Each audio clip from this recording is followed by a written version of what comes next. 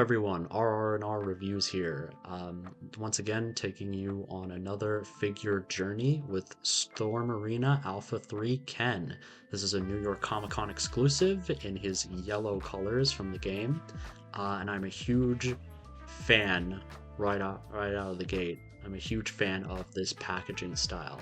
It perfectly captures Ken's portrait art and the overall aesthetic of Alpha 3. I'm a huge fan of fighting games, huge fan of Alpha 3, one of my favorites, and this packaging style goes so hard. It has the world map on the back of the box, as well as a bunch of poses you can get Ken into, and just looks really neat. It perfectly captures the feel of the game. And the background packaging comes with as well is Ken's stage from Alpha 3, so that's a nice touch. And before I even talk about the figure proper, fans will be delighted to know that he does actually come with a plastic stand, a very unique one at that. It's one of the most interesting stands that I've ever seen, because instead of having the stand just plug into a peg hole, you have this round piece that connects to the torso.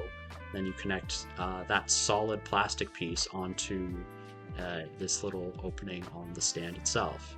Of course, you can move it up and down. There are pegs at the bottom, so you can move the stand forward and backward depending on sort of how much balance you want to give to Ken or to give to the stand for various poses. So it's really neat. How right off the bat, this already feels very premium. If that wasn't enough, let's get into Ken's actual articulation. So to start off with, arm-wise, he can move it all the way forward and back. He also has a double joint at the elbow, so he can move it more than 90 degrees. Always nice to see.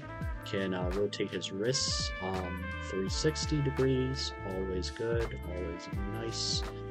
He can also move his arm and his hand towards his chest, so if you want to do some chest pumping with Ken, that's always an option.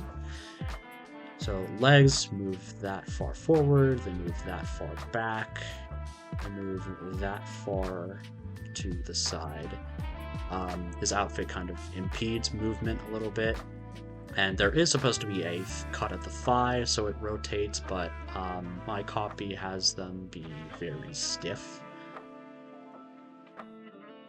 He can also move his feet as well, backward and forward too, so you can get into some nice kicking poses. And he does have an ab crunch, which moves that far forward and that far back. Just get him back on the stand really quick. Finally, let's cover Ken's head articulation really quick. So he can move his head about that far down, he can look up about that far, and he can move his head left and right that far. His long hair kind of gets in the way of anything else you want to do with him, but he's still got great posing nonetheless. Ken also comes with this nice flame effect piece for when you want to get him into some good Shoryuken style poses.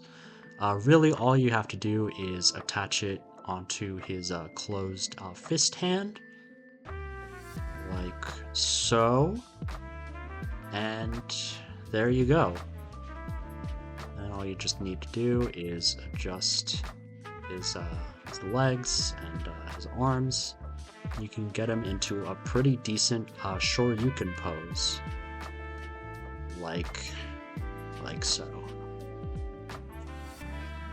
Finally, Ken also has a variety of different hands that you can use to put him into different poses. The two on screen are his regular fisted hands. He also has a hand where he holds up his two fingers, a reference to one of his victory animations. He also has a taunting gesturing hand, which is a reference to one of the taunts he has in his game, along with the intro animation. And finally, you have two open hands to mimic his idle animation. And as a part of this specific set, you also get an angry face for when he's doing a Shoryuken or when he's doing a Hurricane Kick, as you can see right here. So overall, my thoughts on this figure are very positive. I'm really glad I managed to pick him up when I did at the New York Comic-Con booth that featured him. And I'm glad Storm Collectibles are finally giving us posable figures of these Street Fighter Alpha characters. Anyway, this has been RR&R Reviews. Be sure to like and subscribe, and I'll catch you all later. Peace.